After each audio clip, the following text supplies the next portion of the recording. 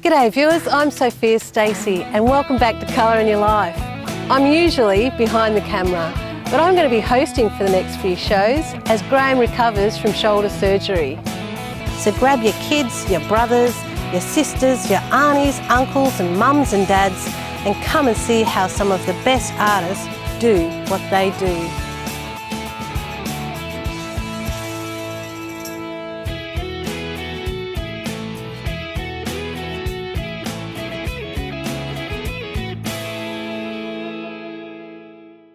Today we're in Bairnsdale in Victoria and I'd like to introduce you to Rhonda Gray. Rhonda, welcome to the show. Thank you very much, Sophia. Thank you. Now Rhonda does a wide range of styles, but you do concentrate at the moment on doing an underwater series. That's right, yes. That's probably about in 2014, late 14, 15. I was just swimming around and I thought to myself, wow, there's some pretty incredible reflections under here. It was quite amazing how the reflections underwater and how the light refracted onto the water was so perfect.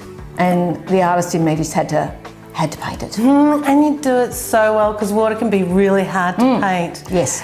But today you're actually going to show us two different paintings. I am. Okay, well it's going to be an exciting day and let's get stuck into it. Really? Let's go.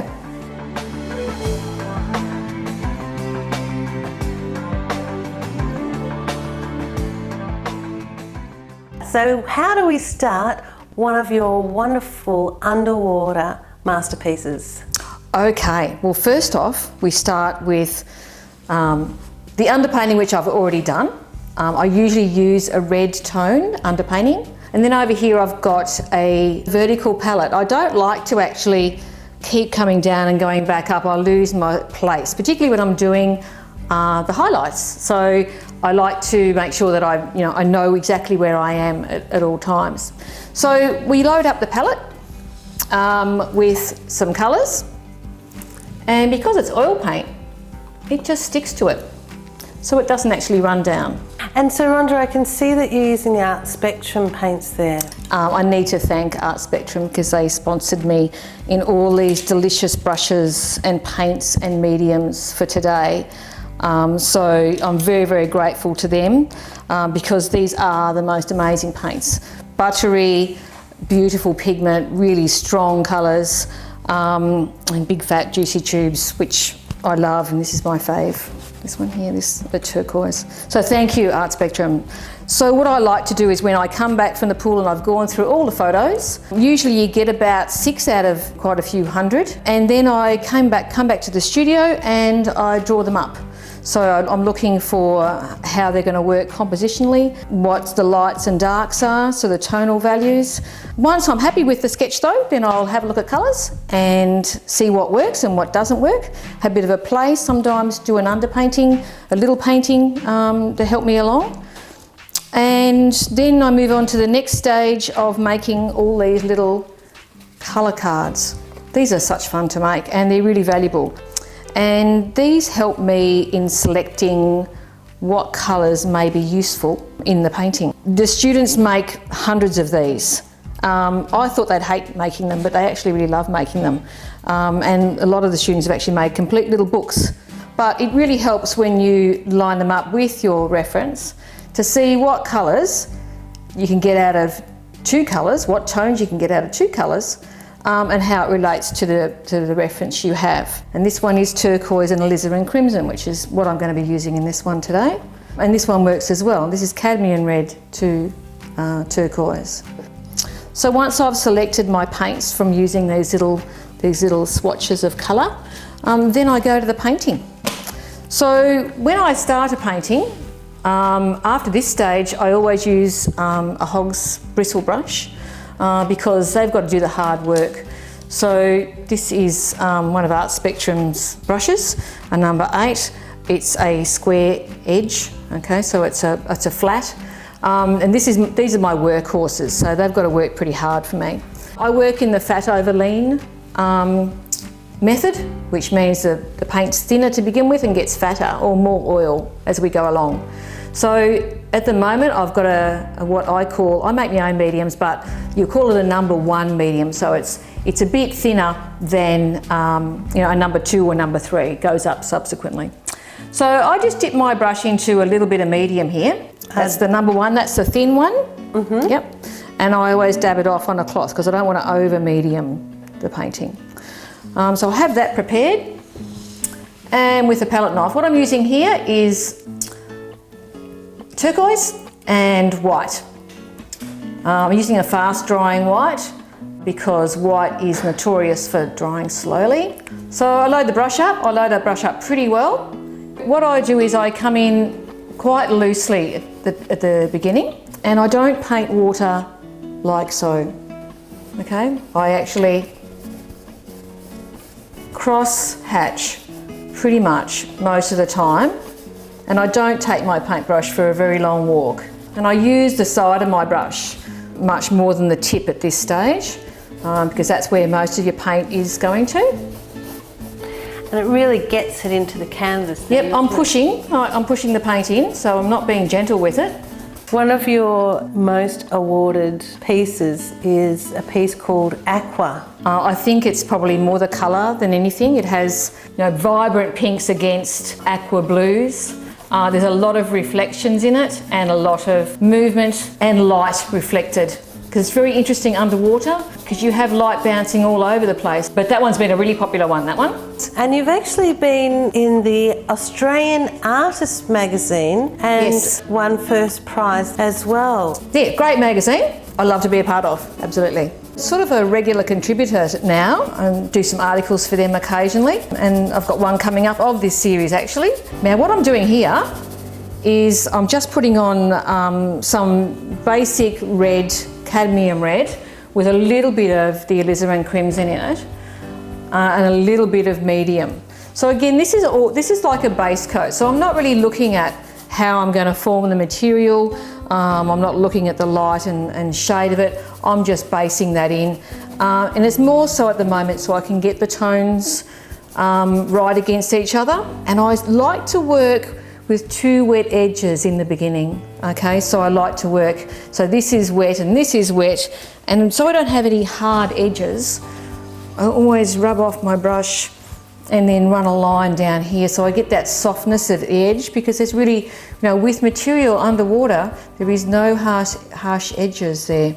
And you capture material underwater Gotta love so it. beautifully. There's 2 pieces I'd like to mention. One is the red Mirage, Yes. and another one is Flamingo Dreaming. 2 of my faves. Painting material is more about learning to look, because you can paint anything, but you just got to learn how to look. That's the most important thing. The only thing about material is that it's like a jigsaw. If you lose your place, then you've got to find where you're up to, what fold you're up to. So I'm quite pedantic about the material, and that it's exactly as the reference, pretty much. Whereas when I get up into these more abstract shapes up here, then that's where my artistic license comes in, and I can play a bit more up there. You take your own reference photos too, Oh, we have a ball. We have a ball in the water, my little model where I throw her in the deep end. And that's Simone, who also Yes. does some other work for you as well, doesn't she? Simone does all the stuff that I don't like doing, pretty much. So she does all my website, she does, manages everything that I need to do that has anything to do with marketing. I just glaze over when it comes to that sort of stuff, and she's wonderful. But she's also, a great little swimmer. She's like a little fish. It took a while for us to learn how to actually, hold facial expressions, etc. underwater. Now she can just do it with absolute ease. It's quite incredible. And she's a budding artist herself and does some great photography and some really good artworks. She's wonderful. So what I'm doing here is I've moved over from the water to the scarf to the skin. Now I haven't washed my brush once, so I don't wash my brush unless I'm absolutely changing from one colour to another, but I like to carry what I call the source of the painting on my brush with me, particularly in the early stages. So normally what I do is take a little bit of each colour. Of course, photos always lie, so that'll always be lighter than it is on the photo. So I usually take it one tone up, and I just gently brush that in. Again, this is only the first layer mixed with the number 1 medium, but big brush, still using the Hogshead 1100 series. So I don't want to be perfect at this stage. I'm just getting it in there. So you're just really blocking in? Yes, I just get the lights in, the mid-tones and the darks. And that's all I need to worry about at this stage. As long as I don't have any sharp edges. What I'm looking for is no sharp edges. So once I've done that, and that's what I'll do to the whole of the face, the lips, etc., etc., and I move over the whole painting doing it like that, and that's using a number 1 medium or a thin layer of linseed oil. And then I'll come back over the whole thing again and do it in the next step up. So I add more oil, and then again add more oil until I'm up to about 3 or 4 layers of paint.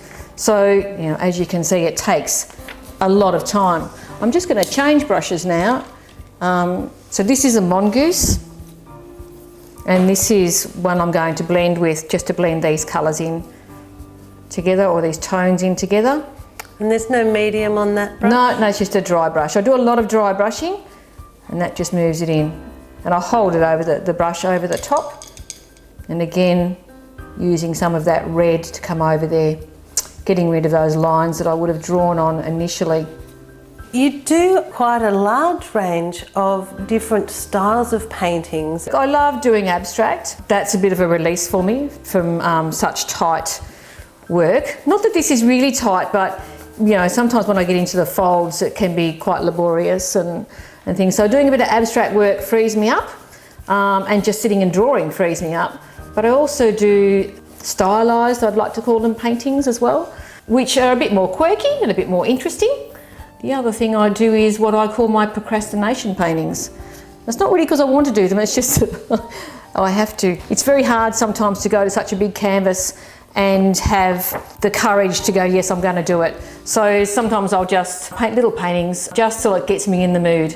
Once I'm in the mood and I'm all right. But it's like a pain barrier for me. Once I get through that pain barrier, then I'm okay. It's just getting through it.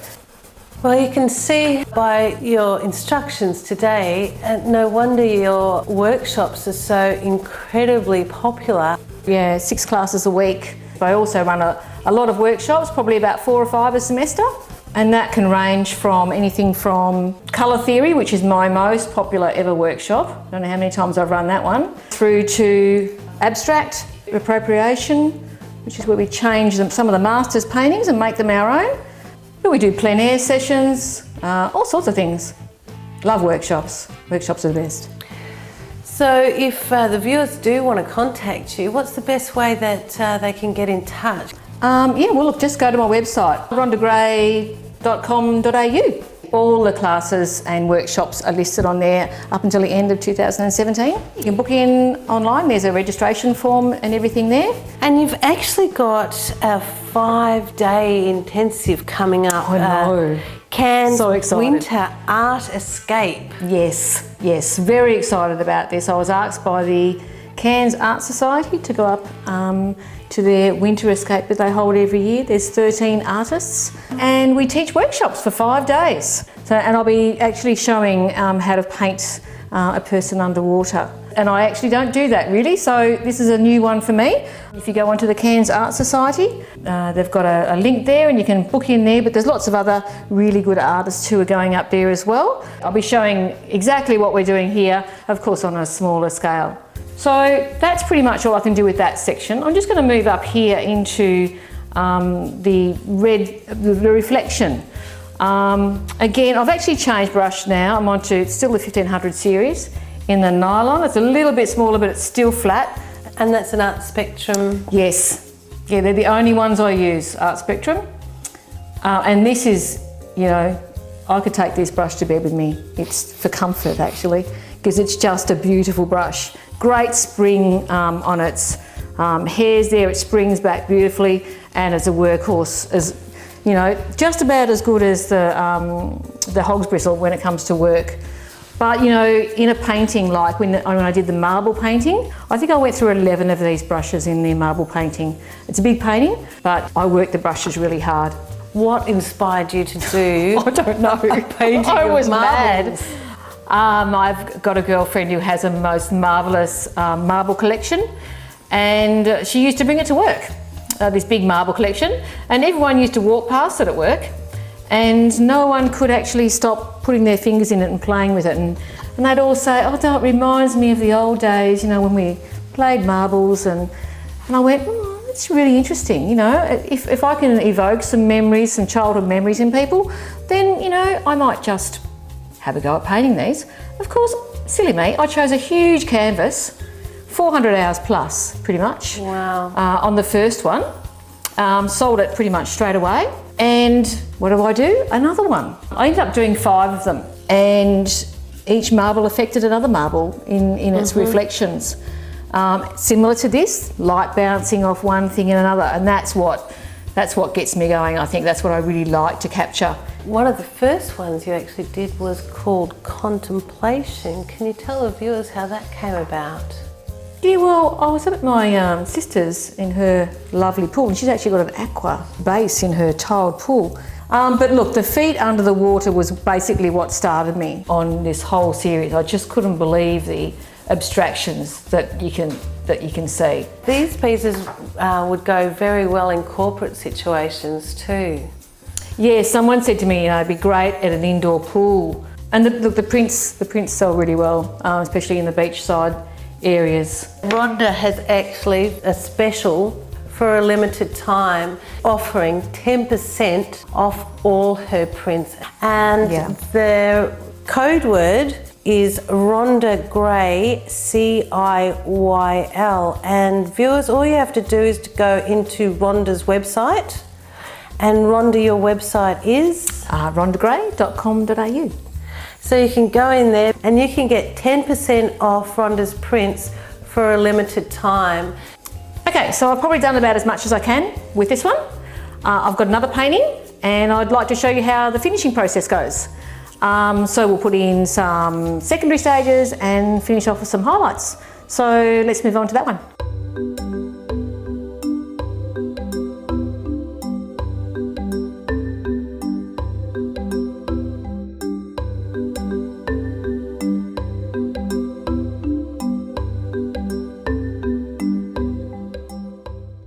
What I'm going to show you today is this small section here.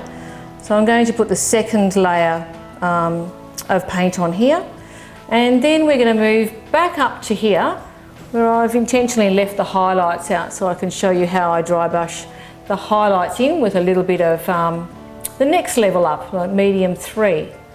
So here today we'll be using the medium 2, and we're going to start with each one of these folds of chiffon. My references here is actually the colour of the real chiffon. I've changed the colour, so I am working from a colour and from a black and white reference. I actually prefer most of the time to work from a black and white reference. So I like to go in with the mid value first, and I'll just start working down on this one here. Little tiny strokes, and I'm very precise about those strokes, and the edges, using the side of my brush a lot. I prefer to paint on linen because it is so soft and so luscious, and it doesn't bounce around as much as canvas does. So my local art store, which is Gallery Frame Makers, Robin and Jeff, supplied this linen canvas for me. Yeah, they've been fabulous, really have. So if I've left the painting too long, if I've had a little bit of a break from painting, then I'll use an Art Spectrum retouch varnish, and what that does is it revitalises the painting so that the intensity of the oil, whatever the oil paint goes in on top of, it actually evens the surface out. Otherwise you can have patches that stand out too much, so you have dull areas against glossy areas. So you put this retouch varnish on and it evens out all the layers for you. I'm just going to come down here now into this section here to make it a little bit pinker to match these other ones. This is pretty much straight from the tube, this tone I'm putting in here. Again, I'm working wet in wet, so I'm able to get those nice blending techniques happening. But what I might do now is move up to this piece here that needs some highlights on it and just show you how I highlight that. I have to load up some more paint. And as the reflections go up, they actually get elongated as they get further away. So you just put them in simply like that. And then, using your well-worn brush, just bleed it in a little bit. So it's really, again, just that soft touch. So you don't have that harsh edge. Yeah, so your highlights will always sit on the top. You've got to put that layer on first before you can put on the bling, as they say. That's right, yes. Yeah, you've got to put, put the boring stuff on first before you put on the necklace, so to speak. But that's the exciting part. That's the bit you wake up for in the morning. That's the bit that you go, yes, today I'm going to put the good stuff on. You've got another one called Girl with a Sapphire Earring, and just the tiny little reflections on the sequence. That's the little bling bits that you're talking about. Well, the funny story about that one was I actually forgot that there was sequins on the actual scarf. So when I looked at the photographs later, and I realised there was sequins, I went, oh no, there's sequins. That means I'm going to have to paint sequins. And I can tell you that each one of the sequins on that painting was an hour's work in each one of those sequins. Okay, so that's about all for that one. Now that just sort of brings it up and matches it into here. And this light will continue down this side as it has on the other side. Then I'll just come in and finish this area here and pull some lights out of this bit and push some of the darks back. And then this painting will be finished. Really well done, Rhonda. Thank you for having us in the studio today. Been my pleasure. Thank you very much.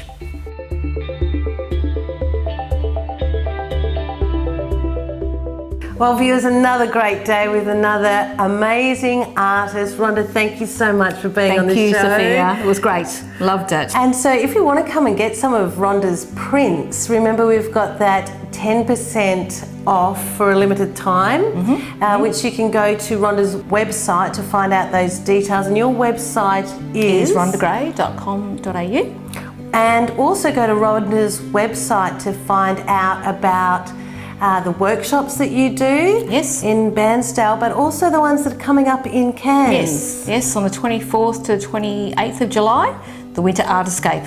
Up at Cairns, I'll be up there for 5 days teaching underwater stuff. Oh, beautiful. Should be fun. Oh, what an amazing experience. In the Botanical Gardens. Oh, go for a swim Someone in the Great Barrier Reef Exactly, too. at the same time. Yeah, good idea. And don't forget, viewers, if you want to come into colourandyourlife.com.au, you can see some of your work, Rhonda, in there, and many of the other artists. You come to our Facebook page and our YouTube site, and don't forget you can come to our Patreon page. But as we always say, viewers, remember, make sure you put some colour in your life, and we'll see you next time. Bye. Bye. Bye.